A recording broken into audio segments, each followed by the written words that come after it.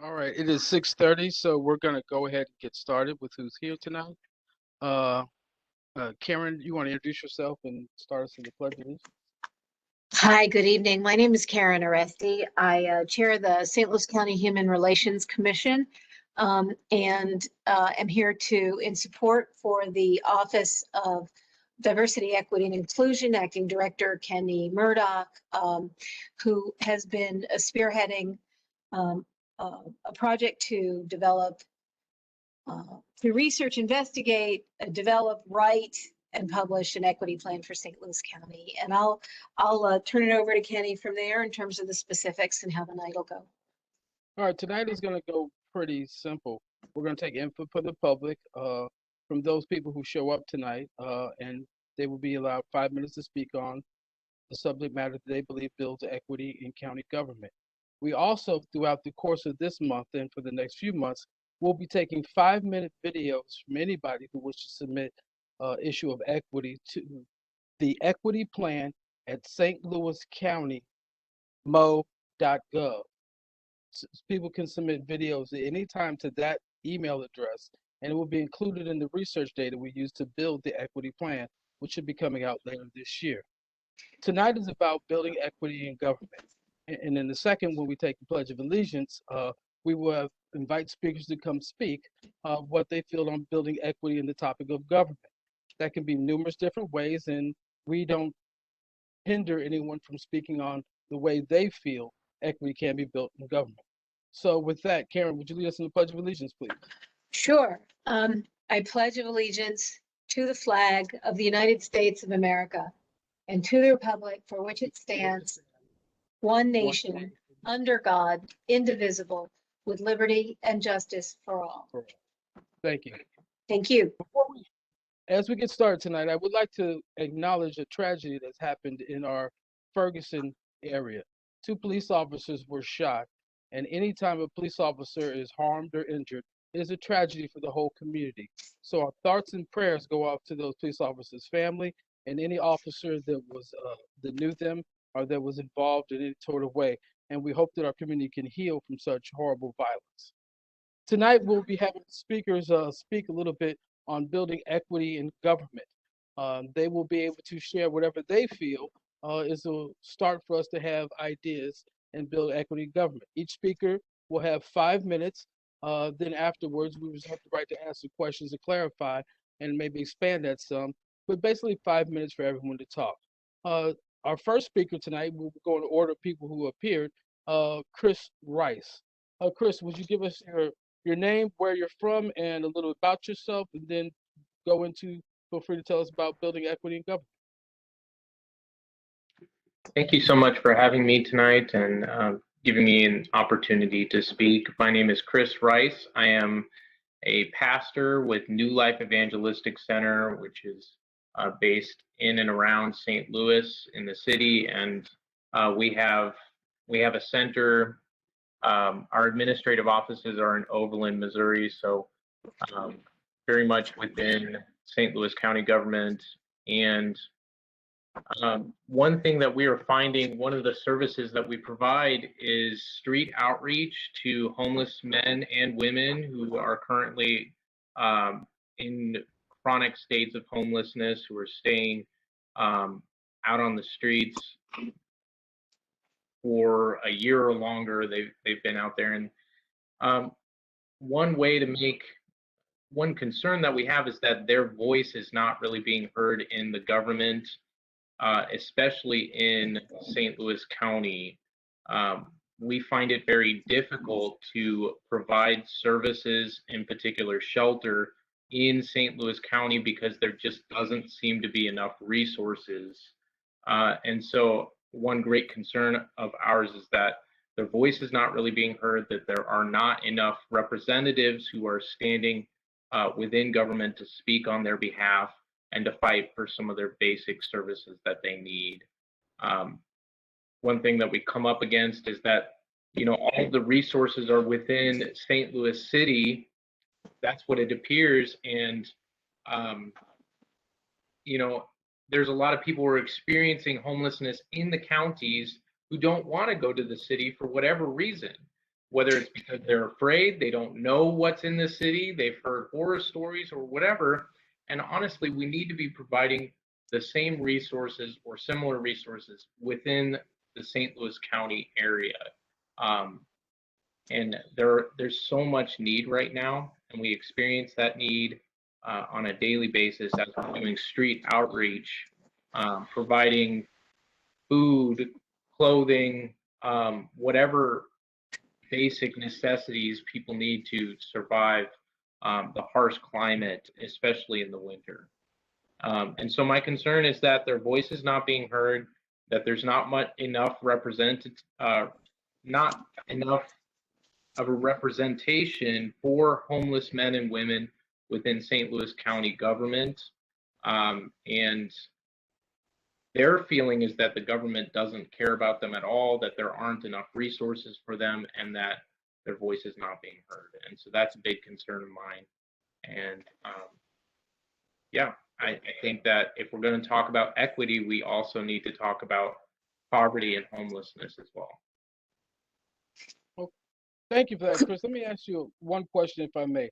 Since COVID has hit, have you seen a rise in homelessness, or how do homeless men navigate trying to keep safe during COVID times? And has that been a hurdle that you can use help with from government? So COVID-19 has changed the ball game for any service like myself that is trying to meet the needs of homeless individuals.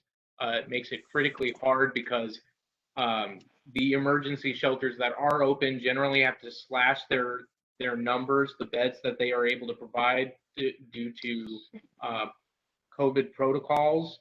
Beyond that, if there is a COVID outbreak among the homeless, quarantining is a really big issue.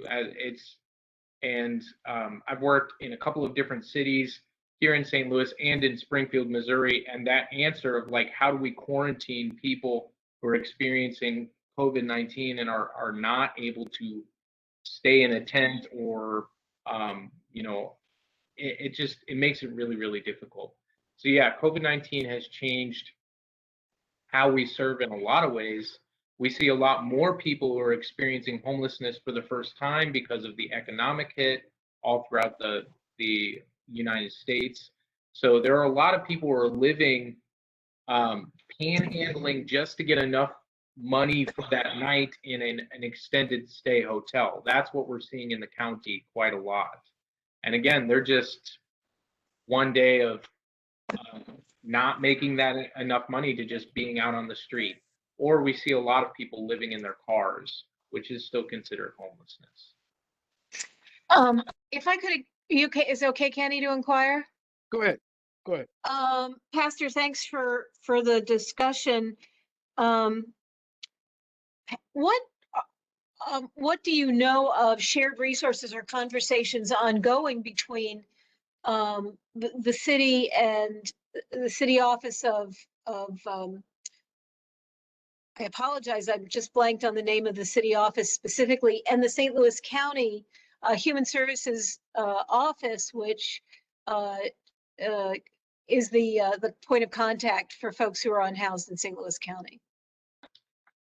So in terms of the mechanics of the relationship between St. Louis County and St. Louis City, I have done some research, but that's a big question. And there are a lot of different departments within the St. Louis County and the St. Louis City that try and work together and communicate. My understanding is that St. Louis County helps St. Louis City by sending money that they receive from the federal government, and in that way, they consider that they're helping, right?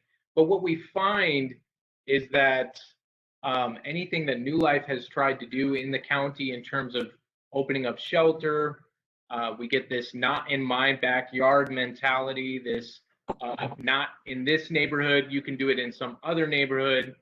And honestly, New Life, we've been doing this work for 50 years this year, and we've experienced that over and over and over again. So we've focused our attentions in the city in the past, but now we're seeing such a rising number of people in the St. Louis County area that we're taking our street outreach teams and doing more and more there. And really, we feel like now is an even better time to really address that question again of opening up low barrier emergency shelter out here in the county somewhere where and access to showers, locker, and basic necessities can be met out here in the county. And so your question was, do I know about the communication or how it really works? What we hear on the streets and what we experience when we're trying to get the resources to the people who need them is that out in the county there's nothing, and they're just trying to push it all to the city. The city is overrun by so many people trying to get all of the same resources, and when we have tried to open up shelters in the past out in the county, we've received quite a lot of resistance. Barriers. Who have been your best partners in the county? Do you have, I mean, can you count on, even a couple of folks, institutions in the county to be good partners? If not St. Louis County government per se? We've had churches who have helped us in the counties who have been consistent donors to us in terms of in-kind donation and monetary donations, but we haven't had any government help from the county. Okay. Yes. So again, we're talking about equity in the government, and I think that doesn't I would love to help out by representing the homeless that we meet out in the county. It doesn't necessarily be us, but I want to be the voice that's calling out for more representation in the government on this issue in particular. Okay, hear you. Yeah. Thank you. Thank you. I also have one. Oh, go ahead. Who else? No, Carolyn you Fan? go first. All right. I wanted to know, do you know or can point us to any data? I wonder, are homeless people at more risk for things like sex trafficking, abuse like that, especially homeless women? Are they more vulnerable populations for certain other tragedies and crimes?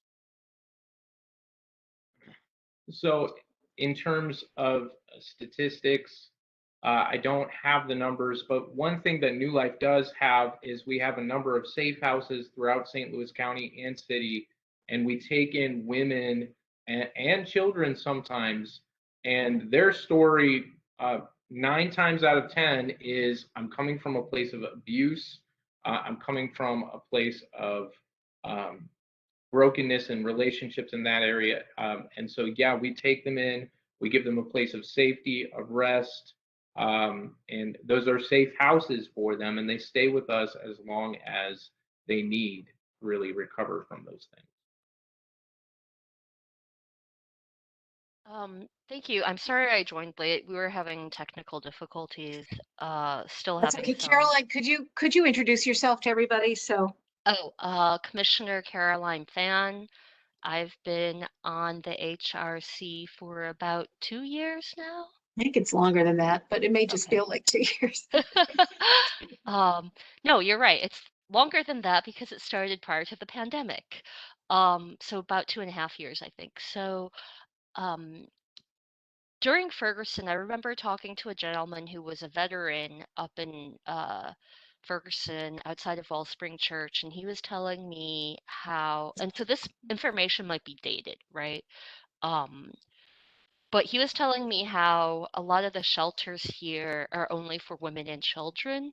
And so for him, as a single man who also does some light construction, odd jobs, one, he couldn't get transportation into the city. Two, um, yeah. So if you could talk about that and what is being done to help homeless men who aren't part of families. So the only shelter that I know of period, the only shelter that I know of out in the county is Loaves and Fishes, and that is only for women and children. And so there aren't really even specifically shelters just for women or just for men in the St. Louis County areas. There is a big vacuum. There seems to be nothing out in the counties. Instead, the money that the county receives to address the issues is sent to the city, to the continuum care of the city, and the city has all of the resources. But even there, they don't have enough beds for the critical needs that our communities are seeing right now. Where are you seeing in the county, like where are you seeing the most need? So we have a couple of teams that go out multiple times a week in the north side, even in Bridgeton area, we're seeing quite a few people panhandling and who are experiencing homelessness. In the south side counties, we're seeing again quite a few people, like Carondelet area and further in the south, we're seeing quite a few people who are experiencing chronic homelessness and no resources. And so, honestly, I don't really think anybody knows how chronic it is because we're not really gathering that data. But I can tell you it's critical. We're finding new people all the time as we're going out and doing outreach.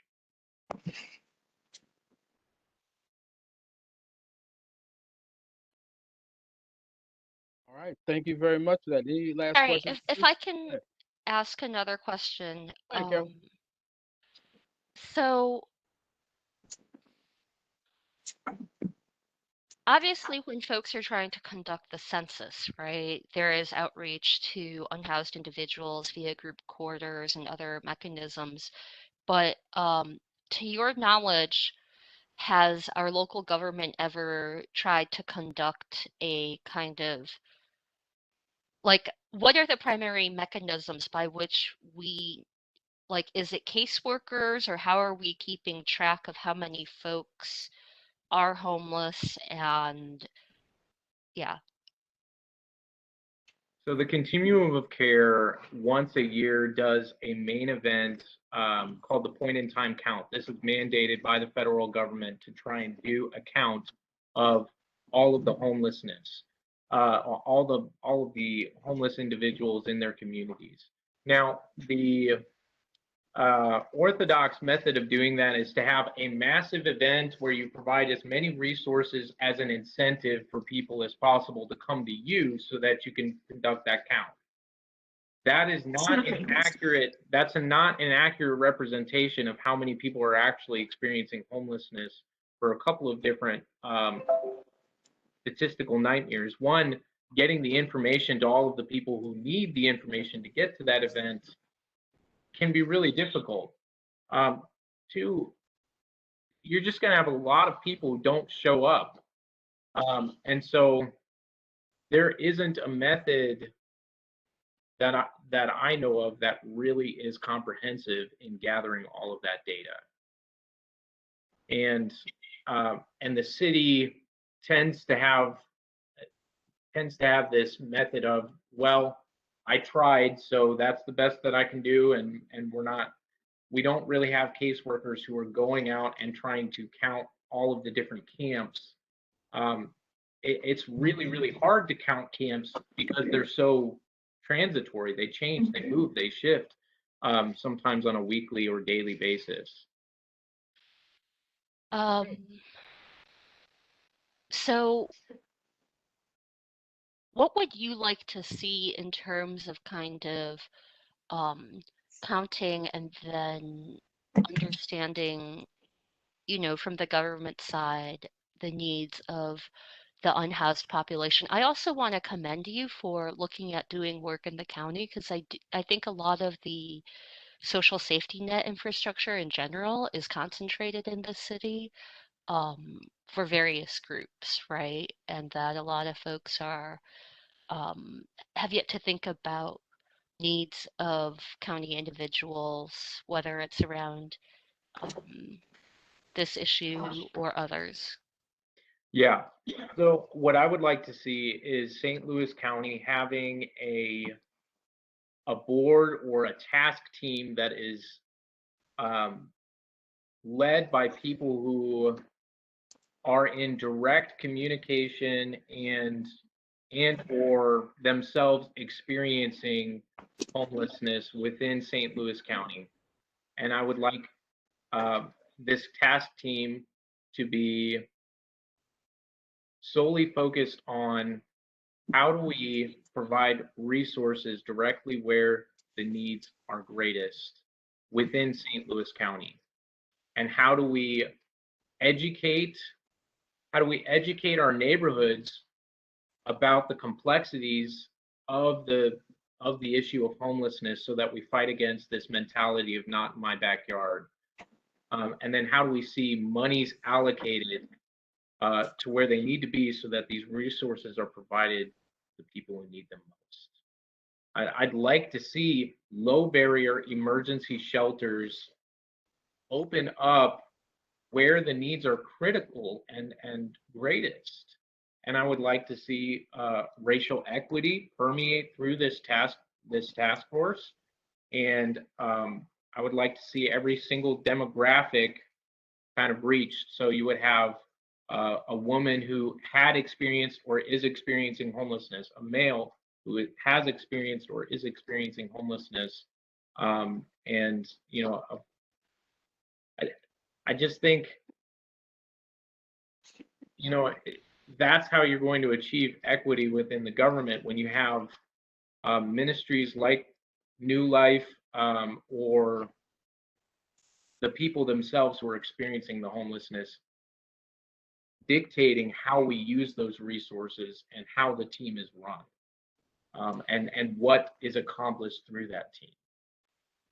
I have a question that slightly pertains. Um, so my husband used to work at one of the public health hospitals in New York. He also worked at the VA, and one of the issues, right, for follow-up care was even just getting a hold of folks to call them and remind them.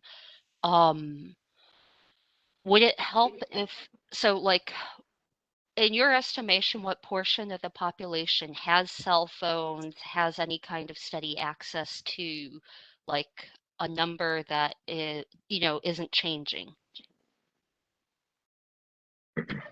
So if you're experiencing chronic homelessness, statistically, there's an 80% chance that all of your stuff will either be lost or stolen within a short period of time of you spending nights out on the street. And so you can start off with a phone, but the likelihood is that you're going to lose that pretty soon. And if you're experiencing homelessness, you're less likely to be able to pay for the bill of your phone. So communication is a huge barrier, which is why a low barrier day shelter, or a place where they can go throughout the day and make those important calls and meet with caseworkers, and get the things that they need to done at one location, where they know they're not going to get kicked out because of how they smell or look, or because of the bags that they're carrying around. All of those things, that's a critical resource. And we don't have anything like that even in the city of St. Louis. There's no day shelter. St. Patrick's recently opened up their McMurphy's Cafe for a day shelter, but 20 people can go in there. And there's a whole lot more than 20 people who are experiencing homelessness in the city of St. Louis. And so we need a large day shelter where these tasks of meeting with caseworkers and making those appointments can be made in a safe environment. All right. Thank you very much, Mr. Jones. Thank you, Pastor. Thank you, Pastor, for all that. Up next, Alderwoman Peoples Jones, are you there?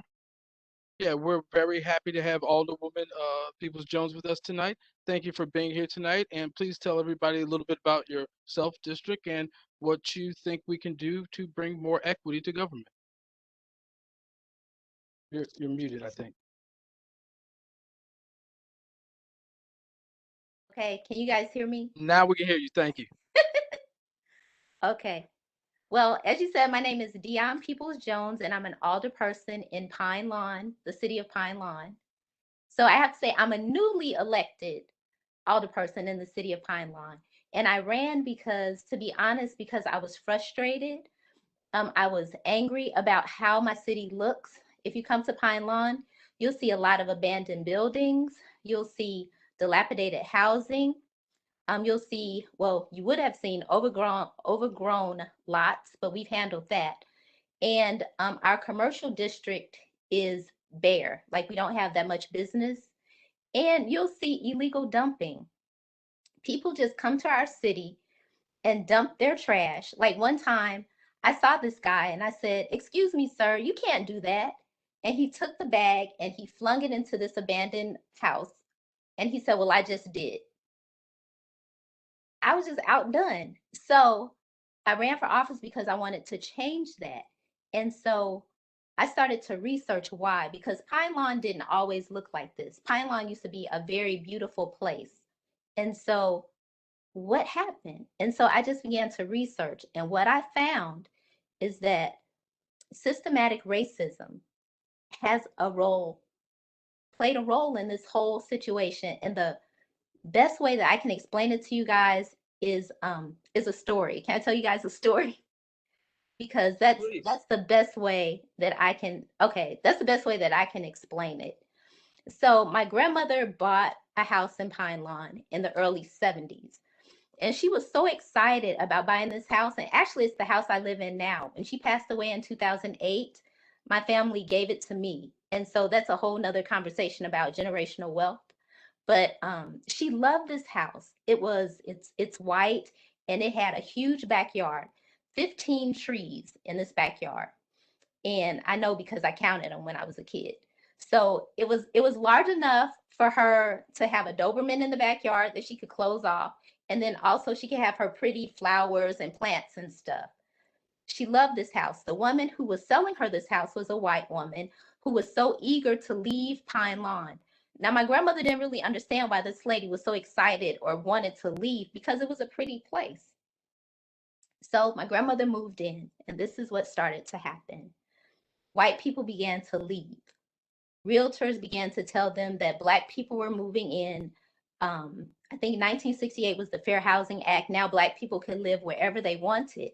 And so they began to tell people, white people specifically, you need to move because the housing value is going to go down.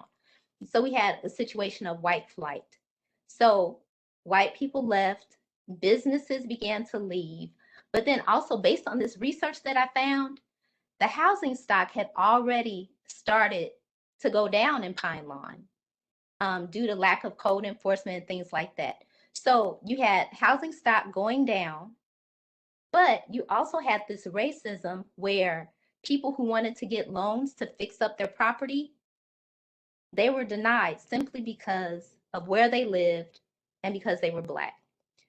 So when I look at my community now, I kind of have a perspective that it's not just, you know, our community looks like this because people are this and that. No, systematic racism played a huge part in this.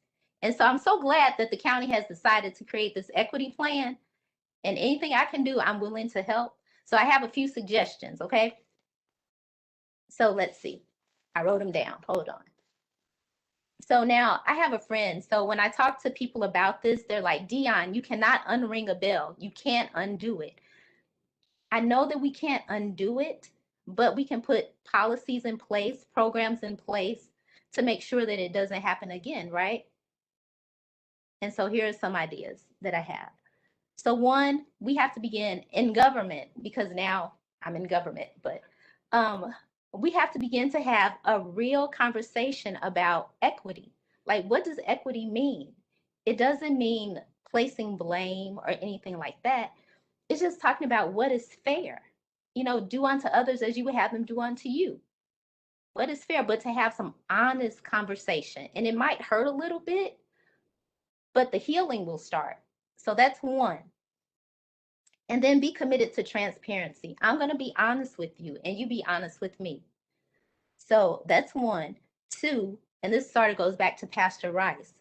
We have to have community members at the table and making decisions. So right now I'm in this program called the Neighborhood Leadership Fellows, and they're preparing us to take on these leadership roles in government and to learn about policies and how they impact us. And so being at the table and everyone at the table, all kinds of demographics, like Pastor Rice was saying, people who have experienced homelessness, white people, black people, people of all ages. Because I guarantee you, if Black people had been at the table in the 1930s when redlining took place, I guarantee you somebody would have said that was a bad idea. I'm just saying. So we need to be at the table. Let's see. 3, we have to do a better job of getting information out to the citizens about things that impact them. So this is where my love for community engagement comes into play. So whatever it takes for me to get the word out to my community, I'm going to do it. So if that means I have to go door to door with some flyers, then that's what I need to do because it's important. So whether it be newspaper, radio, television, going to places where people hang out, barbershops, churches, whatever the case may be, but getting them the information that they need so that they know what's going on. And then also different languages. You know, English is not everybody's first language, and we have to begin to understand that and embrace that. So also different languages. So that's one. And social media also, using every avenue we can, even this meeting. So if we have another one, I'm going door to door with some flyers, you guys. And so another idea is to take a look at how systems are funded and then ask ourselves, is it equitable? Is it really fair? One example I have is the school system. Does North County schools look like West County schools? Why or why not? Is the funding the same? Why or why not?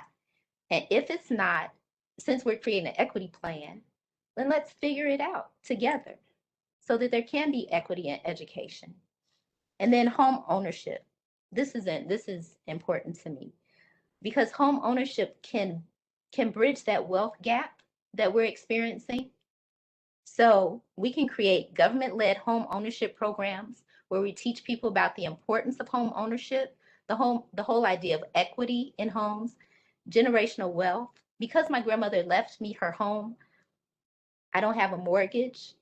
You know, my husband and I were able to start a company because of that. And so just beginning to educate people about that. And I just found this out. According to the Department of Justice, did you all know that redlining still takes place? I didn't know that. So we have to do something about that. And then the home ownership gap between Blacks and whites is wider than it was in 1968.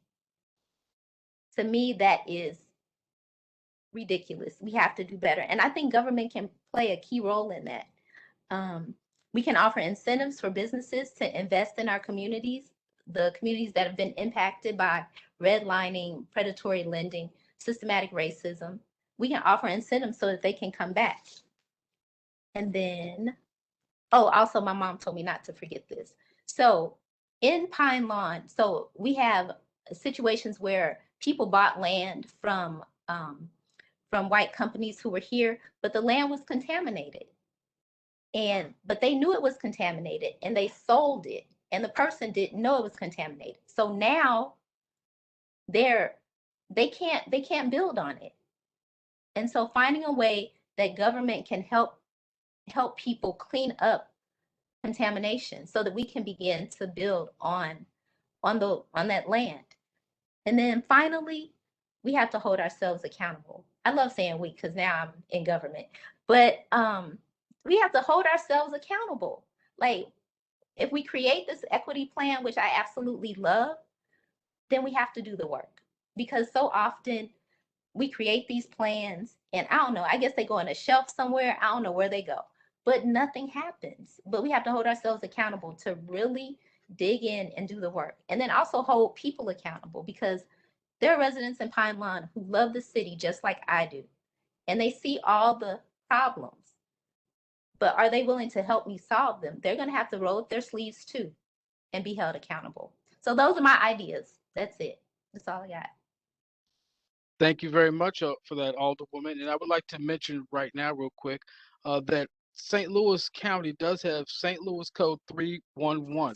It's our St. Louis County resource line, and it's one of the ways that we're always listening. so people can call 311 and give us input at any given time. And we do here record and think about that input to serve our people a little bit better. Any other questions for the Alderman? I have one if I may. Ms. Peebles-Jones, I really appreciate your participation. I will say that unfortunately, yes, redlining, you mentioned predatory lending, discrimination in mortgaging and other finance opportunities. And actually, what colleagues of mine who are African-American and actually in the real estate business call selling oil black, which is a thing. So it's all present. It hasn't gone away. It may have been mitigated a teeny bit, but I think the systemic issues that you're raising, to be sort of unfair a bit, if I had to ask you to highlight one or two primarily of the issues you raised to us that really would feel, I mean, I heard your urgency around homeownership and generational wealth transfer and the ability that has. Would you put that at the top in terms of one of the equity pieces that we could look at? Because we do know that we have a really big pile of issues that we need to address. But I'm trying to think of us moving forward to be as careful as possible not to take on more than we can realistically chew, because I hear what you're saying about accountability. Would homeownership and the financial impact on not only individuals, families, and communities be at the top of your list if you had to answer that? Definitely. It definitely would, because just my own story and the whole idea of what home ownership, what my grandmother's decision to buy a home and to pay her home off and to pass that down to me. And so a lot of people have left the family home here in Pine Lawn, just left it because of taxes. But if people really understood the whole idea of home equity and just to educate, it would be number one, because it could be a game changer for so many families. Are you familiar with programs that St. Louis County has that might be in partnership with the governing folks in Pine Lawn because I know the competition between the municipalities and the counties and all of that. Are you familiar with, or has there been some discussion of how, whether it's community development block grant money or other options could be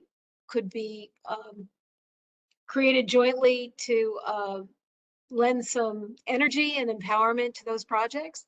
Now, so when you say like the competition, I have not experienced that. And so maybe it's here, but when I talk to people, it's about collaboration. Like all the municipalities around us, let's work together. We all have similar issues. And so I'm familiar with not the county programs, and so you can share those with me, but different nonprofits that do that work. I'm familiar with them. Okay. All right. Thank you. Pretty much appreciate you. Thank you. Alderwoman, thank you for your enthusiasm. And so I guess I have a few questions. Okay. One of the things that you mentioned that kind of, make my ears perk up is about the code violations. Yes. So does Pine Lawn have their own kind of building code inspectors, or do they contract with the county, or what happens currently? No, now currently we have a code inspector, and he's out and he's noting those code violations. What I was talking about was the history, information that I got from different studies at the Missouri History Museum. It showed that for some time there wasn't a strong enforcement in Pine Lawn. There wasn't a strong housing enforcement. And as a result of that, there was a decline in the housing stock. But now we have a very good housing inspector, a code enforcement person. Okay. I am unfortunately not surprised that redlining and blockbusting continue to this day. I know Can you guys hear me? Because I can't see you guys anymore. Yes, Still hear you. can hear you, and see you. What are your thoughts on, I know some folks had proposed a land bank for the county do you have thoughts on? Oh, I couldn't hear you. I'm sorry. Um, hang on, let me. Her question was on a land bank. Is that Okay, right, yes. Councilwoman Found? Correct. And what is your question? I know some folks have proposed a land bank for the county. Do Yes. you have thoughts on a land bank? Actually, I'm on that committee. And so just researching, I am good for researching something to death. And so yes, just researching around the country what land banks, the benefits of land banks. And so yes, I've looked into that. I've not presented it to anyone, but yes. And then I guess the last thing is one thing that I've heard from you and from the previous gentleman is a desire to have more kind of like members of the community represented in government and I guess maybe on boards and commissions, right? And people with that real experience, not just you know, yeah. So we hear that, and I thank you also for bringing up that English is not everyone's first language. And Kenny, I don't know if 311 if folks answer in multiple languages, but that's also something to consider. Good point.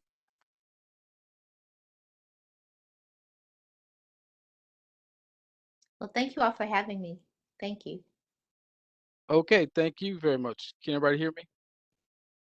Okay, so up next, we're going to have State Senator Brian Williams, the Honorable Brian Williams. Thank you for being here tonight. Senator Williams, tell us a little bit about where you serve and what's going on in the Missouri Senate and the things you're doing to try and push equity for your community, which you have championed throughout the whole time. Thank you and welcome.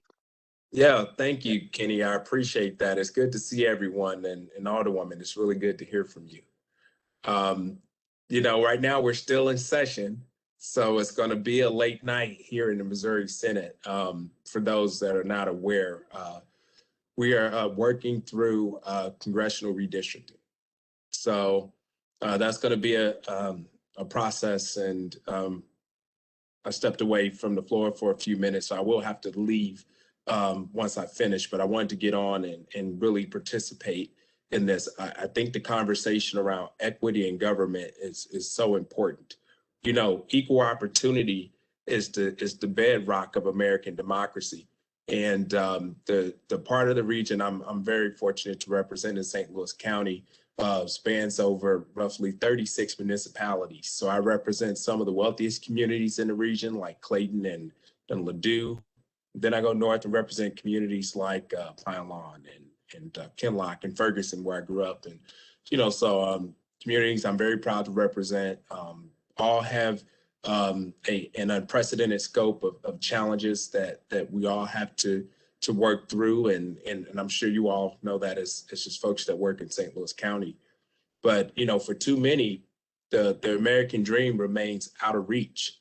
When you think about generational disparities in our laws and our economy, which has denied equal opportunity to individuals and communities on a range of issues, whether you think about employment, healthcare, climate change, voting rights, the biggest driver of inequity is racial discrimination. Americans need an ambitious whole of government equity agenda that matches the scale of opportunities and challenges that we face, that we see every day in St. Louis County. I applaud President Biden's series of executive orders directing the federal government to pursue a comprehensive approach to advancing equity for all, including people of color. The president's orders included a number of broad actions, whether it was an equity assessment in federal agencies, an examination of discriminatory house practices and policies, universal access to high quality, affordable health care, reforms to the criminal justice system, strengthening relationships with tribal nations, and of course, actions on environmental justice. So, one example of inequity in Missouri is criminal justice. In 2020, Black drivers right here in the state of Missouri were 71% more likely to be pulled over than white drivers and 25% more likely to be arrested right here in Missouri. And then meanwhile, the nonpartisan Missouri Sentencing Advisory Commission has consistently reported that Black Missourians receive longer sentences and serve more time behind bars than their white counterparts for the same crimes. I mean, think about that. So on an average, a Black offender in the Missouri Department of Corrections would serve about 7 years, where the average white offender would serve less than 5. And then when you think about the environment in America, 1 in 4 Black and Hispanic Americans live within just 3 miles of a Superfund site. In St. Louis County, there are 227 Superfund sites, including 9 active sites. And one of those active sites is right in the region that I represent, and that's Westlake Landfill, right in Bridgeton. You know, it's a no-brainer that no community deserves to have contamination near where they live, work, pray, or go to school. And then another element to that is healthcare. Before the COVID-19 pandemic caused unemployment to skyrocket, Black workers were already 60% more likely to be uninsured than white workers. And this disparity has only made worse during the pandemic. It really has revealed our state and our country for its shortcomings around healthcare.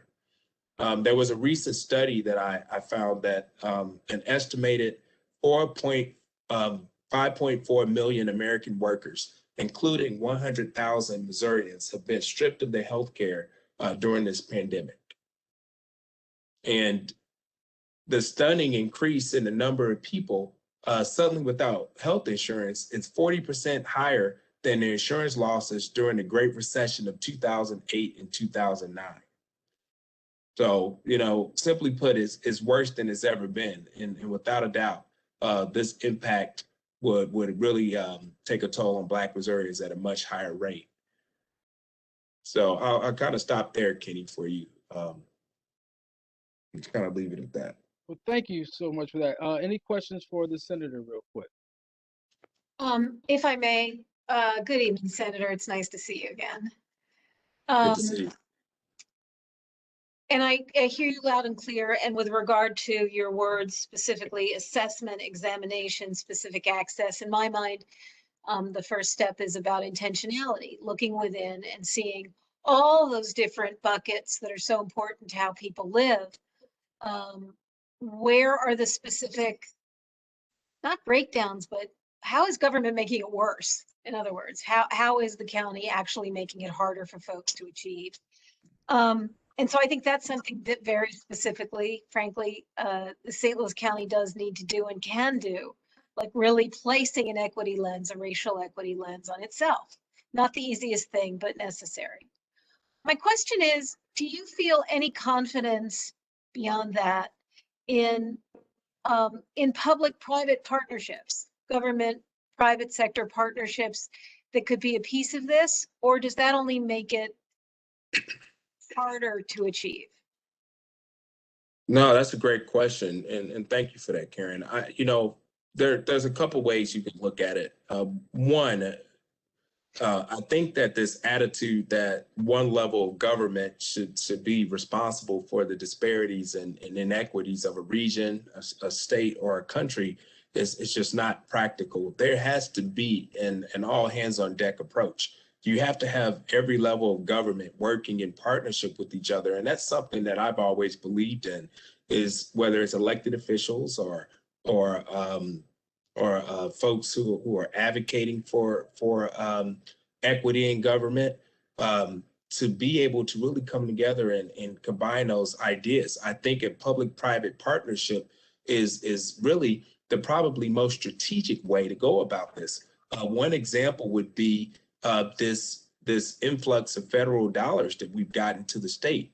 We have an opportunity, I believe, to really make some investment with the ARPA funding and eventually the infrastructure dollars to really identify parts of the region that can benefit from it and ultimately get sites or identify projects that could potentially be included in within the scope or the federal guidelines to ultimately steer a public-private partnership. When you think about North St. Louis County, for example, for the private sector to come in and look at a site that may have environmental issues, or it may cost them just as much to get the land site ready before they can even start any type of development. It's just not practical, especially during the pandemic.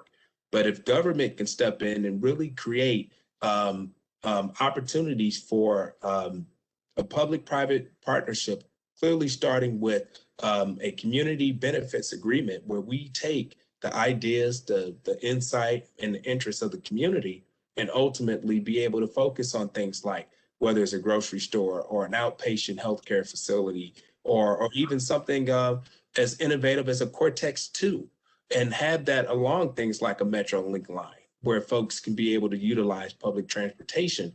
But then, Right.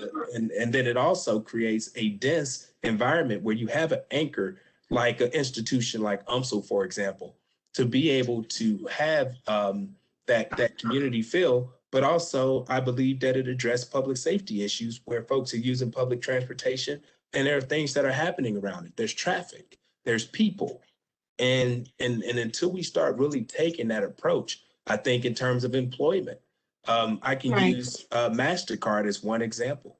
It's very difficult for someone without a vehicle to get to Weldon Springs. But if we were able to create opportunities to be able to bring some of those employers closer where folks can get there off a transportation line or be able to go to work within the community that they live in, that becomes a tremendous game changer in terms of a public-private partnership. And last but not least, I think it's really important that we really look at the fact that St. Louis as a region has something special that most metropolitan cities don't have. And that means that we have anchors that are positioned in places that aren't landlocked. Right. If you were to go to any other city, you wouldn't even have the land to provide these opportunities within parts of the region that needs it. So to think that we have the land, we should be really looking at every opportunity possible to build equity through government to provide strategic public-private partnerships.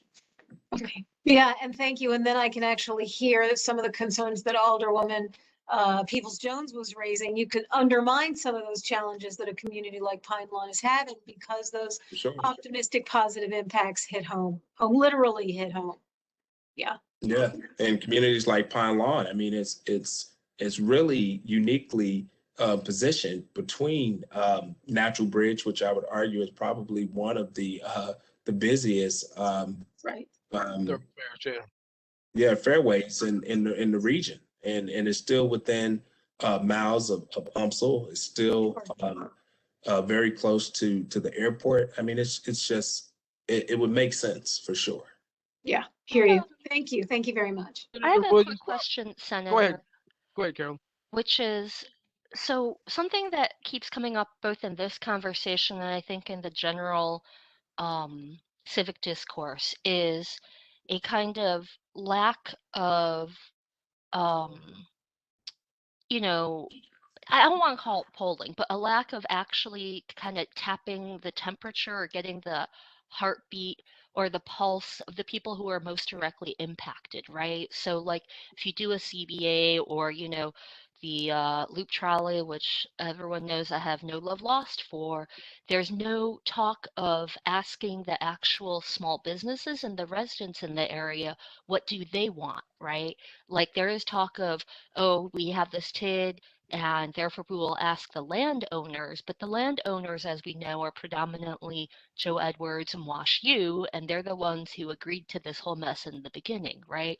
So how do we, and I hear folks talk about the ARPA money, I hear them talk about the RAM settlement money, but there's not, unfortunately, a lot of trust that what people want, right, is going to be taken into consideration. There's kind of a cynicism or whatever that the decisions will be made by developers and elected officials as opposed to the folks who are most directly and deeply impacted. And so what are your thoughts about that? Yeah, and Caroline, this is a great question, and I want to answer this question. It will have to be my last one because the bell just rung. We have to get ready to go back into session. But that's a great question, and you kind of really answered it. I mean, it's simple. You got to have community input, and it starts by one having conversations like this and making sure the community is even aware of this money. And as elected officials and really as leaders in government, we need to let folks know exactly what level of government and what role they play in it, what that funding can be used for.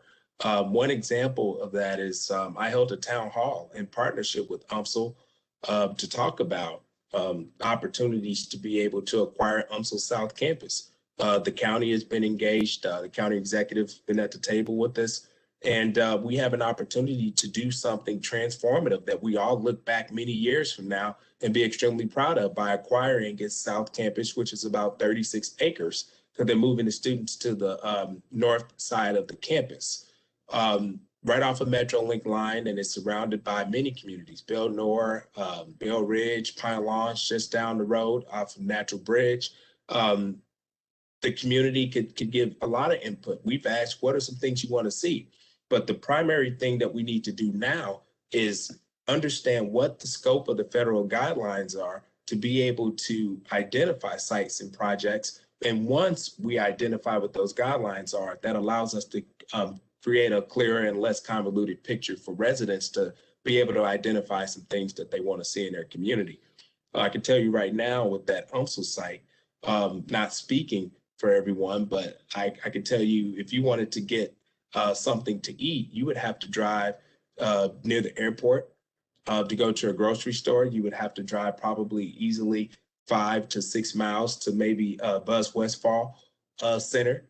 To think that it's folks that live in that community and have to leave their community to be able to have access to things that most communities like Ladue and Clayton have essentially next door.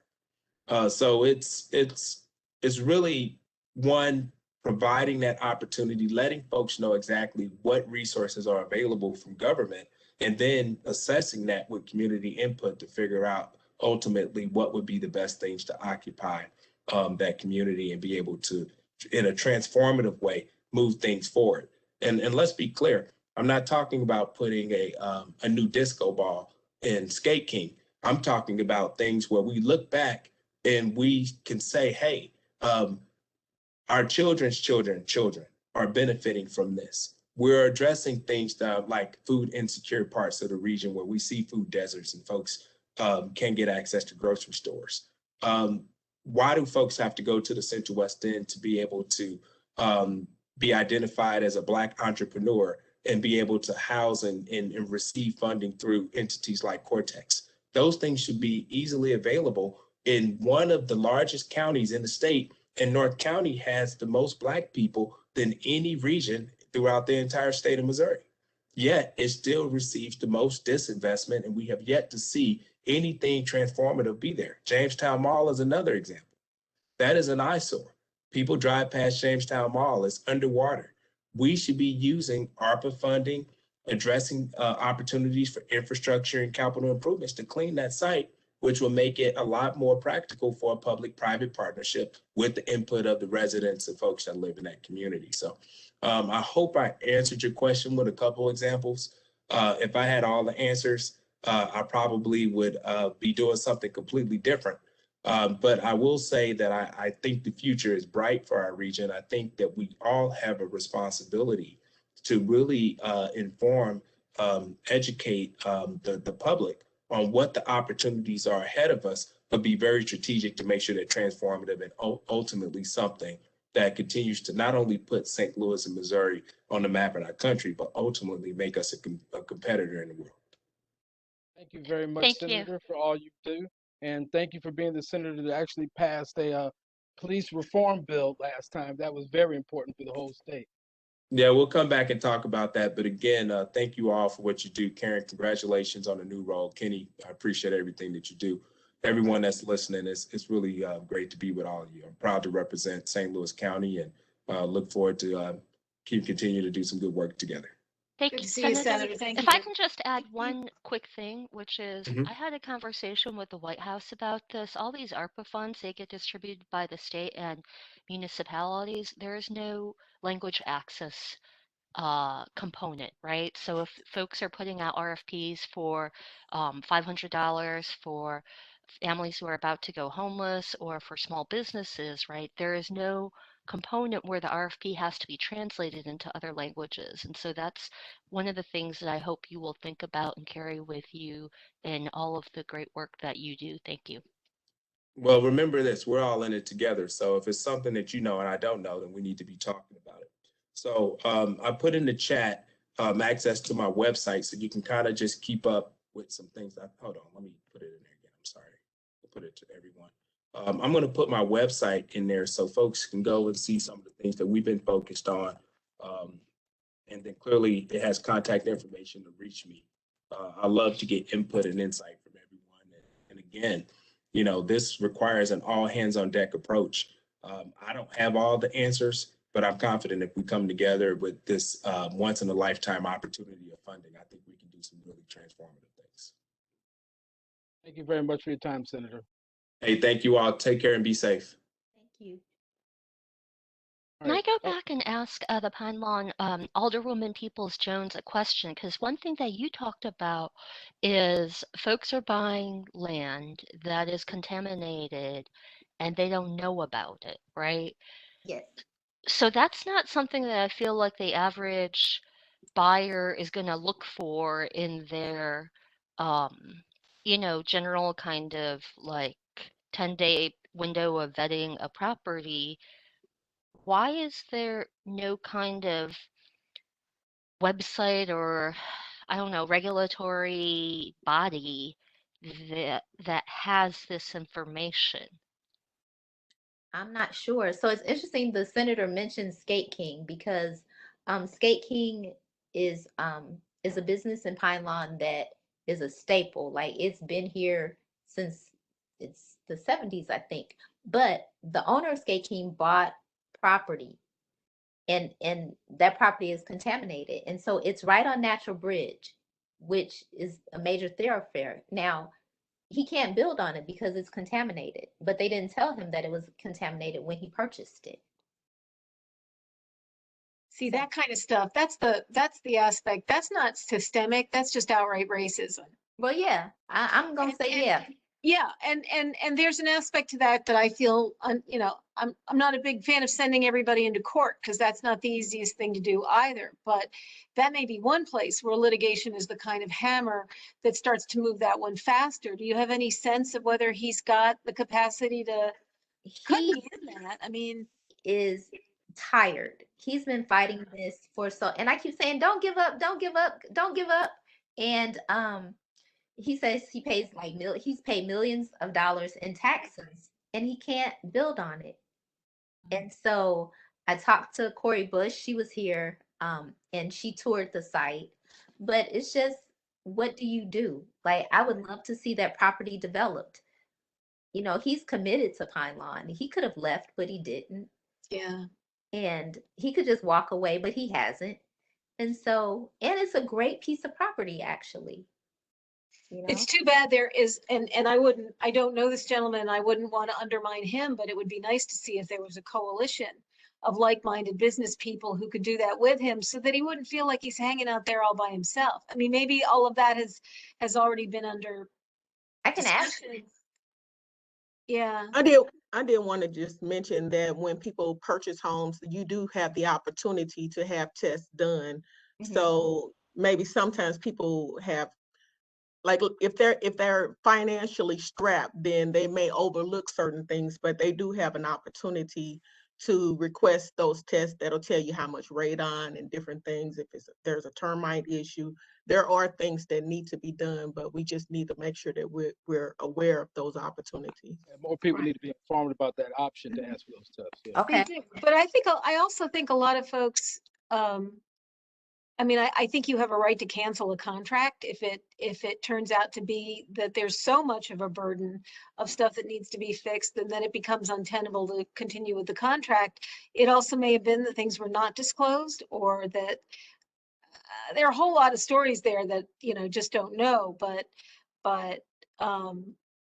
going back to what you said, Alderwoman, about the collaborative piece, whether it's, whether it is, there is a nonprofit set of players that can come to assist and support. There may be some advocacy there that might help him, but I know so little. So I apologize for, No, but for going maybe off we on can- that, but maybe we can connect afterward because I would love to Okay. hear what I would like that what too. your thoughts are. Thank Okay. you so much. Thank you. Thank you for your energy. Yeah, thank you. All right, up next we have Dr. Casey. Dr. Casey, thank you for being on with us tonight. And we'll give you the open floor to talk about a little bit about yourself and about what you feel to build equity in government. The floor is yours, Doctor. Sure, thank you. My name is Dr. Marty K. Casey, but I have to give my disclosure. I am not a medical doctor. I received that name because I'm an activist. I am a professional actress and I am an activist, and I've coined that word. I'm coming to you tonight to speak to you from a very different place. I'm going to be talking about being trauma informed. And so, to answer your question, I believe I'm going to answer that question as I continue to share what I come to share tonight.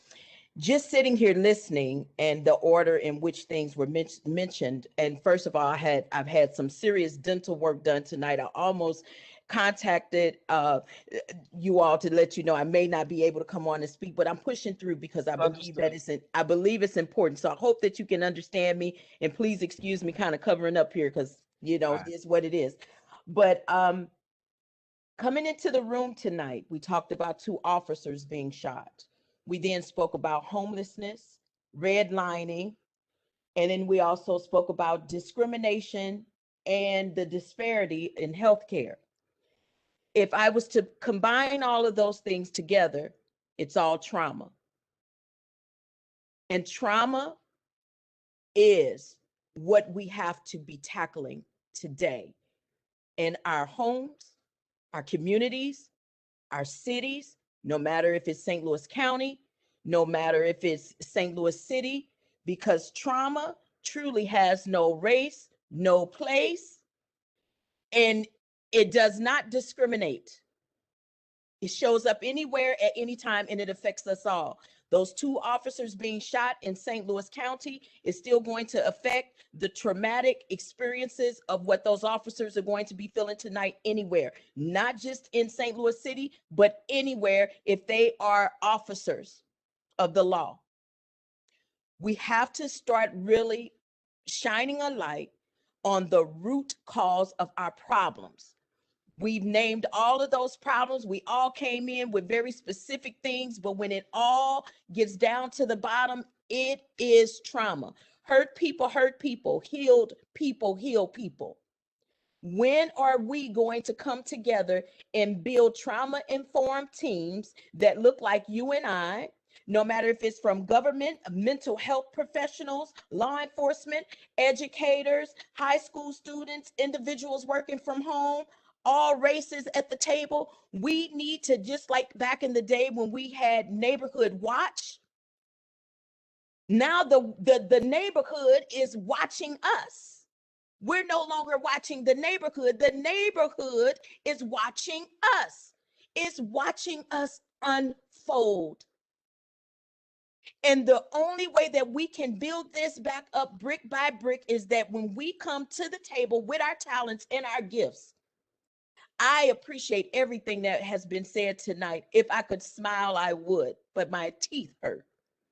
However, I do have to mention when the senator said that he's don't feel like there's no need to buy a disco ball for Skate King, I cringed, because sometimes that might be the very small thing that we do need in our communities, because that may be the only thing that those children in that community remember when they had a good time before their friend was shot. They were skating together under that disco ball, and I would be one of them. As a matter of fact, I can tell you right now, there's a friend that I attended school with since 3rd grade. Her son was shot and killed just last November. And when his birthday came around in January of 2021, they had his skates in the middle of the Skate King floor while all of his friends and family skated around in a private session. and it was healing. We can never underestimate what it takes for another person to feel better and be better. But if we don't stop to ask what happened and stop assuming what's wrong and thinking because I don't need this in my house, you don't need it in yours. You don't know what I need because you don't live life the way I have had to live it. I am a Black woman, 51 years old as of day before yesterday when my birthday rolled around. And I'm born and raised here in St. Louis, and I've seen the best of St. Louis, and I've seen the worst of St. Louis, and I see St. Louis on a life support right now. And that is the reason that I step into this space as an artist to do this work. My company is Ungun Institute. 2 months ago, I received a Lifetime Achievement Award signed by our President Biden for the work that I do. In 2 weeks, I fly out to Dallas to sit on a panel to speak with police officers so that I can teach them about what I come here to speak to you about tonight. So when I talk about some of the solutions and what we can do in St. Louis County and beyond, we need to be building ungun trauma community teams. And they need to be in every neighborhood. And they need to be made up of those individuals that I named earlier. It needs to be people that these children can see that looks like them, that they are familiar with us from their neighborhoods, that understand the issues in which they are living with every day. If you have Hispanics in that neighborhood, a Hispanic person needs to be at the table. You have someone that's Bosnian, they need to be at the table. Someone Black, they need to be at the table. I'm not talking about percentages. I'm talking about in general. You have one Black person living in an all-white neighborhood. That one Black person need to be at the table. I have attended 10 different schools here in St. Louis by the time I was in the 9th grade. Not because my father was in the service. As a matter of fact, he went AWOL. But I attended 10 different schools because I grew up with trauma and drama in my home. And I got kicked out of Riverview for fighting a teacher who disrespected me. But what she didn't realize, I was already at that level of no disrespect, and I wasn't going to take it that day. So I responded negatively, but nobody asked me what happened. They just went ahead and suspended me for 90 days, and I'm a global peace ambassador today. Look at the walls we're building between who people have the possibility of being, because we keep judging them on the situations of how they're showing up in that moment. And it must end today. And I sit in this space for that reason. But when I made it to Webster Groves, because we had to move across town to go to a different district so I could continue to go to school, it was my music teacher, who I'm friends with today on Facebook. Vicki Bourne saw that I had a talent and a gift that I could use to help turn me around. And she gave me an opportunity that no one else was willing to give me. I'm so thankful for that one white teacher. I'm so very grateful and thankful for her. And so because of that, because she was sitting in my village in that moment, she gave me a second chance on life. So I sit here today before you, St. Louis County, and I ask you, with the dollars that you have coming in and with the dollars that we have coming in for St. Louis City, what are we doing to protect the people in the village? And now I'm open to answer any questions that you may have for me. I want to thank you for bringing up trauma as a truth that we have to deal with, and that trauma invades both people who work for government and serve. I, as Director of Diversity, Equity, and Inclusion, have been working with the police department to deal with a bias management team. And what we learned is that many police officers have experienced trauma themselves, and that job has they've seen trauma. And what we also see is that people in the community feel so much trauma because of all the different race elements, all the different poverty elements, that it's hard for two different trauma-based entities to communicate in a bad situation. And that could be one of the things that exacerbates bad police interaction. So when we talk about trauma, I just want to thank you for bringing that up, because that is something that we need to look at things through a lens through, and it permeates a lot of our systems, because right now under COVID, our hospital workers are traumatized. Our hospital Absolutely. services, those people are worn down. They've been serving lives as much as they can, but people can only work so long and so hard. So we have to be aware that those people serving those hospitals right now, they've seen some severely traumatizing things. Thank you, Kenny, for saying that. And and to your point, I just finished a workshop with Preferred Family Healthcare. And with the workshop, there was a one of their therapists had written me an email that said she's a therapist, she's in therapy, and she's going through some very traumatic changes right now that her job was unaware of. And after using my process of Ungun, of what I've created on her, it was able to assist her. Preferred Family Healthcare contacted me 2 weeks ago and said, because of what she shared with them, and because of the need of who she is and what she does for the community, they now want me to train all of their therapists on my process of Ungun. That is the community changes that we need to make happen. And I'm saying that not just because Ungun Institute is out here doing the work, but there are so many others that are doing the work that we're unaware of. And we have to build bridges in order to build those partnerships. Ungun Institute needs to be in every school. I told you how I showed up in school because of the trauma. So when we are able to provide those services and make it available by going to the people, because we can't keep expecting them to come to us. Some of them can't even afford, you all talked about it earlier, transportation.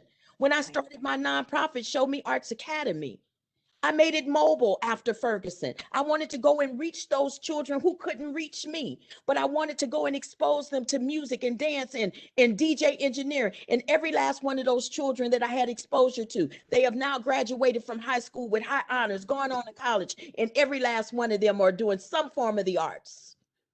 I know the arts can save lives. And even in what I do with Ungun Institute, I infuse the arts because that's who I am and that's what I know. And it is truly, it's a universal language. It's expression. And so if you have a child that has been molested or raped in their own home, then they may not be able to express it through words, because when you have experienced trauma, your mind, body, and spirit, it shuts down. It's a system. The system is unplugged. It shuts down. But maybe, just maybe, that baby can draw me something. Or maybe I can teach that baby to sing a song with me. And in those lyrics, I'm going to hear something that I need to hear.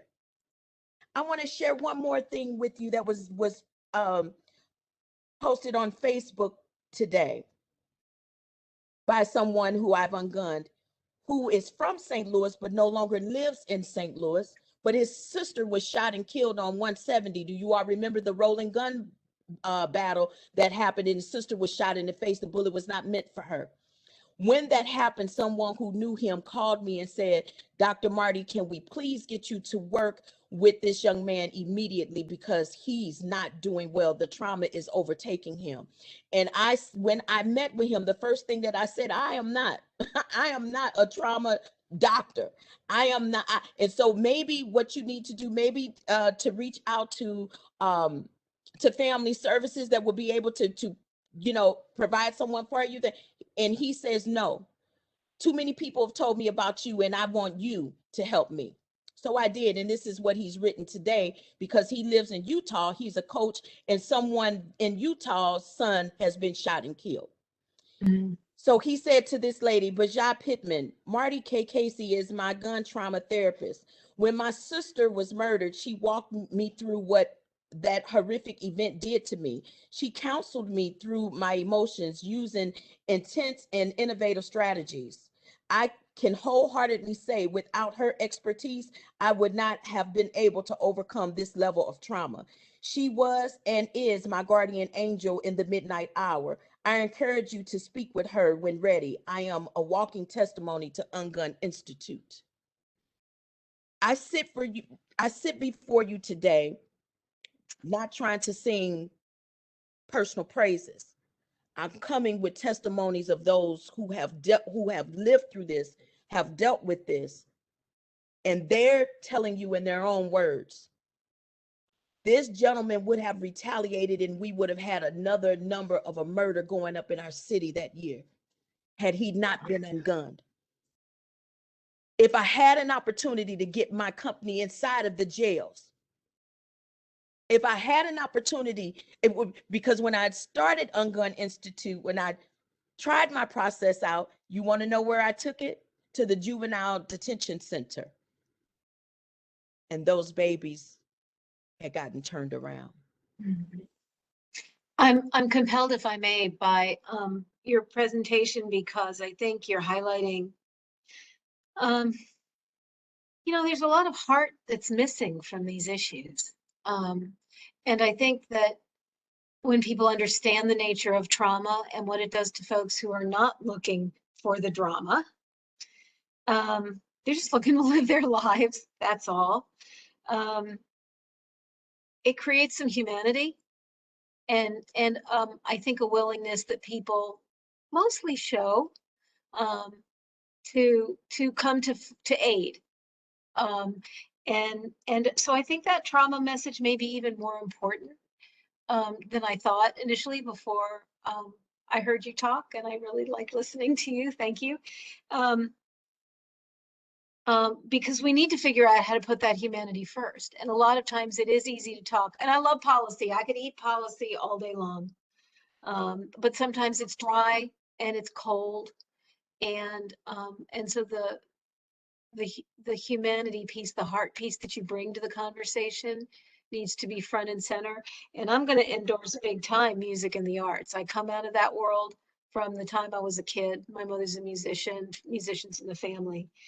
And the ability of music to bridge and to create, I mean, I hate to use the word fun in the midst of this, but fun, safe, warm, happy spaces and music and the arts is another piece of what helps move that trauma into something a whole lot more positive, so that the policy people can get in there and work their magic, but in an optimistic, positive impact kind of way. Absolutely, Karen. I couldn't be in agreement with you more, but let me just remind you of this from what you are speaking. People make policy. People make policy. True. And if you have hurt people making policy, what type of policy do you think people are making? I understand that. I hear you. Yeah. True. Yeah. Empathy needs to be in place. And empathy can really only be present when you have someone who has emptied out, who has let go, who has moved to a place of healing. I want a president who is trauma-free to be in office. I want our senators. I believe a lot of what we're seeing right now with what took place January 6th of last year. And if they have not received the proper healing from the trauma of what they've experienced, they are right now still making policy. I'm concerned. They have PTSD, and many of the women, Congress members of color, actually had to hide separate from the larger gathering because they did not trust their colleagues, because they knew their colleagues were insurrectionists. There you have it. And Cori Bush is my cousin. Oh, okay. So there you have it. But at the end of the day, I'm going to say this. The work that we have to do, it starts with you as an individual, of you being honest about what you personally have been through. You being able to let go of those things that have caused you to show up in a manner that may not be fair to someone else. You have to let that go. So every individual in my mind needs to be ungunned in order to do the work that they do effectively. Karen, if I can make a suggestion, I think it might be helpful for our HRC to go through one of her, I don't know how you do your packages or, Oh. I like it already. If we could figure out how to make it work, no problem. I can send you over what you need. And thank you so much. Now Now, We'll see, reach now out. that's worth me going to make a Facebook post about tonight. That's a About great St. idea. Louis I love County. That is worth me doing that. And then, I Thank mean, as a taxpayer, I fully feel like you ought to do some kind of training for our county council, but that is neither here nor there. I want to thank you for talking about trauma because I think that people are afraid to show up with their whole persons and Oh, with that's true. That's the true. baggage and with the That's true. fear and the pain. And then I think, Kenny has talked about how our healthcare workers are just stretched beyond belief. And anyways, I just want to thank you for your passion and your artistry. I think there's a new opportunity that Opera Theater will be putting out into the world that I can't talk about yet, but it does talk it addresses some of the creation and wonder and joy that I think so many of us have been truly craving and missing out on these past 2 years, these past centuries. And I want to thank you for talking about the fact that someone's joy, right, that isn't necessarily quantifiable. You can't quantify that in jobs created, but these are the memories that people carry forward with them. But, That's right. so there are those memories, and then there are the memories of trauma as a child. And yeah, I think Mm. this is the right path for us to think about equity on. Thank you. Thank you. Alderwoman, you had something you wanted to say? Yes, I want to say thank you to the doctor, and then also just the fact that Carolyn Fan, is that right? Just the fact that she said that this is important, it gives me hope because I believe that equity, that government has to take the lead. We have to take the lead on it. And Dr. Casey, that whole ungun and just the fact the county's willing to do that, that means the world to me. And I'm telling you, that gives me hope. It does. That our equity plan is going to be equitable and it's going to be great and it's going to transform our county. And we can be an example for the nation. Thank you, Dr. Casey. Thank you so Thank much. you, Alderwoman, and thank you for the work that you are doing. And however I can assist in any kind of way, I'm going to put my information in the chat. Be sure to reach out to me as needed. And I Yes. want to thank Theta Person for inviting me to come on here tonight. Yes, I'm going to suggest it to the city of Pine Lawn. So yes, yes, Thank ma'am. you. Wow, thank you. All So right, as so I'm good. We've got your contact information. We got more work for you to do than you probably have time. we to def- So much answer. work to do in we're our definitely local going to lean governments into That's alone, funny. right? I think if we could get you to talk to some of these folks who show up angry that they have to wear masks or, you know, healing is not easy, right? It requires an acknowledgement of how we have felt wronged in the past. That's It right. acknowledges us to be vulnerable and and that's very, very scary. But I think that um, I am very grateful that Karen asked me to apply for this commission, and I've been grateful to hear from voices like yours throughout the county and to learn, as you said tonight, we learned and heard about unhoused folks, about, you know, uh, environmental racism. We heard about, racism in banking and in home ownership and uh, violence. We heard about policing. And so I just want to thank you for kind of boiling it down to the essentials for us and what underlies all of it because I think Karen is right. We all can talk about policies till we're blue in the face, but we have to find our common humanity first and remember that we are here to try to help each other out. And so thank you so much. Thank you. thank you all for this tonight. And I do affirm and believe that the healing yourself is the best investment in your community you can make. So with that, tonight brings the close of our building equity in government. And next February 23rd, the last Wednesday of February, we'll have our next equity meeting, which will be building equity in the community. So please to invite anyone from the community to come talk a little bit about what it's like to build equity community and more ideas we can do to build equity in our local communities. It is 8 o'clock now, so we're closing out. Karen, do you have any final words you want to? No, I just want to thank everybody very much. A lot of energy, and I appreciate that. And there are things I got starred, which means that they're going to go. I'm going to email you later about things that we need to underscore, and just keep on. You can do it. Oh, Okay.